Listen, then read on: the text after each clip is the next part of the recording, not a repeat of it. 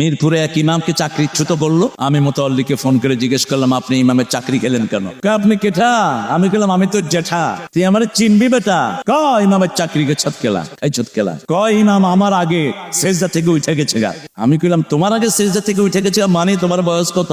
80 দর। ইমামের কত? 40। তো ইমাম তো তোমার আগে উঠবেই। যত ছোট তত দ্রুত, ঠিক কিনা? ছোট বাচ্চারা তো দ্রুত হয়। একজন 20 বছরের ছেলে আর আমার চলাফেরার মধ্যে ব্যাসকম আছে না নাই? 20 বছরের ছেলে খুব দ্রুত চলবে, ও রুকু করবে তাড়াতাড়ি, সেজদাও করবে। তুমি হাত উঠেছো কার জন্য? এই ছেলে হাত উঠেছো কেন? আহারে ফোন ধরো না বাবা। তা আমি বললাম, বাবা আপনার বয়স 80, আপনি সুবহানাল্লাহ একবার বলতে ওনার 3 বার হয়ে যায়, আপনি বলেন সুবহানাল্লাহ, ঠিক কিনা? বলো ঢিলা হয়ে যায়। উনি আস্তে আস্তে পড়েন। আর ইমাম সাহেব 40 বছর, উনি কিভাবে পড়বেন? সুবহানা রাব্বিয়াল আলা, সুবহানা রাব্বিয়া। তো ওনার 7 বার বললে উনি 2 বার কয়। তা আগে তো হবেই। কয় এটা তো চিন্তা করি নাই কেন?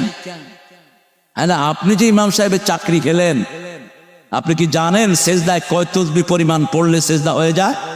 কয় এটা তো জানি না। তা আপনি চাকরি খাইলেন কেন? কয় বাবা আপনি আজ আমার লোকে দেখা করেন। আমি ইমাম সাহেবকে বললাম, হুজুর আপনার কি সমস্যা বলেন।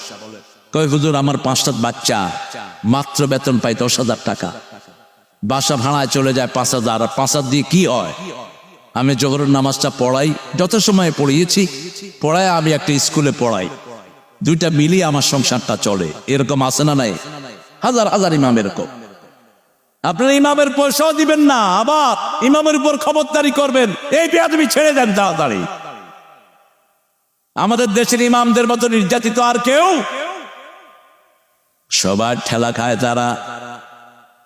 এখন আবার নতুন ঠেলা শুরু হয়েছে, খুতবা এমনে দেন, হেমনে দেন, এমনে করেন, হেমনে করেন। আরে বেটা, তুই খুতবার খাওয়া বুঝুস না, তুই খবরদারি করস কেন? তুই তো খুতবার খাওয়া বুঝুস না, ঠিক তবে ঠিক। আল্লাহ রাব্বুল আলামিন বলছেন, তোমরা যারা দিনকে জীবন উদ্দেশ্য বানিয়ে নিয়েছ, রবের সিদ্ধান্তের উপর টিকে থাকতে চাও, তোমাদের কাজ দিচ্ছি শোনো।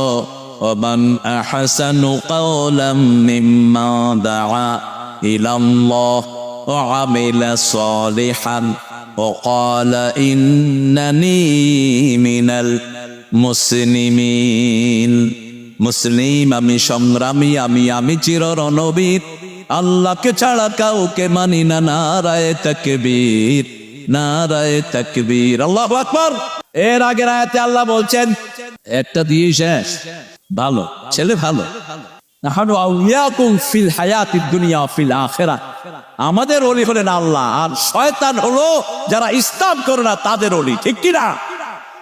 ওই ওলিদের সাথে আমাদের কোনো সম্পর্ক রাখা যাবে? আমরা মসজিদে যাব 5 ওয়াক্ত, কয় ওয়াক্ত? আর যারা শয়তানের দলের লোক, ওরা মসজিদে যায় না। আমরা কোরআন পড়ি, ওরা কোরআন পড়ে না। আমরা কেবলামুখী হয়ে সব কাজ করি, ওরা করে না, ঠিক তবে ঠিক। এমনকি ওরা বসার সময় কেবলামুখী হয়ে বসে না। দেখি যে রাস্তার পাশে বসে যাচ্ছে, বললাম ভাই এদিকে পশ্চিম, কয় ভাই পশ্চিম হোক, আমার কাজ ছেড়ে নেই আমি। কিন্তু মুমিন এটা কখনো করবে না। সে আল্লাহ রাব্বুল আলামিন মুমিনদের জন্য বলছেন, তোমরা শ্রেষ্ঠ। তোমরা শ্রেষ্ঠ হওয়ার জন্য 3টি কাজ। কয়টি? আল্লাহর দিকে ডাকবা, কোনো ব্যক্তির দিকে নয়, কোনো খানকার দিকে নয়, কোনো পূজারীর দিকে নয়, কোনো দলের দিকে নয়। কার দিকে? মিম্মান দাআ ইলাল্লাহ, আল্লাহর দিকে ডাকবা।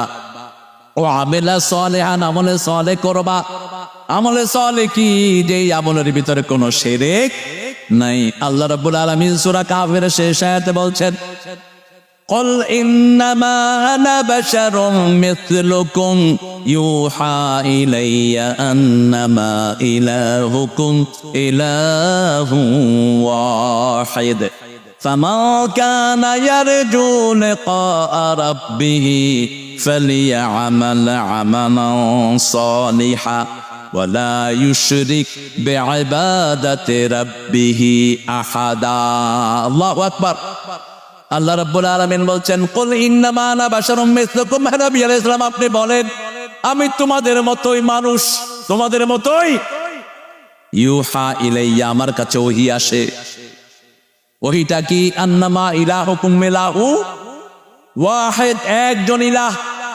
আল্লাহর সাথে কাউকে শরীক করা যাবে আপনি যদি আল্লাহ ছাড়া কারো আইন মানেন তাহলে আপনি আল্লাহর সাথে শরীক করলেন।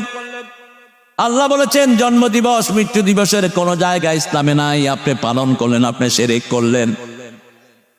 আল্লাহ রাব্বুল আলামিন বলেছেন মদ হারাম, আপনি বলেছেন মদ হালাল, আপনি মুশরিক। আল্লাহ বলেছেন নামাজ কায়েম করো, আপনি বলছেন নামাজ পড়বই না, আপনি মুশরিক। ঠিক না ঠিক? রাসূল বলেছেন কাফের আর মুশরিকের মধ্যে মুমিনের সাথে পার্থক্য হলো তারকুস সালাত।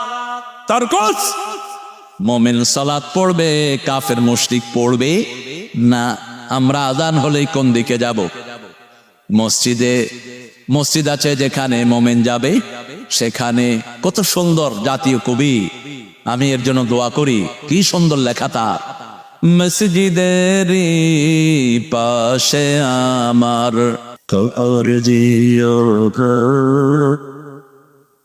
মাশা কোন শক্তি নাই। আপনারা একটু জোরে কর না, তাহলে আমি তো প্রেরণা পাই। হ্যাঁ, মসজিদের পাশে আমার কবর দিও ভাই, যেন গোরে হতেও মুয়াজ্জিনের আযান শুনতে পাই।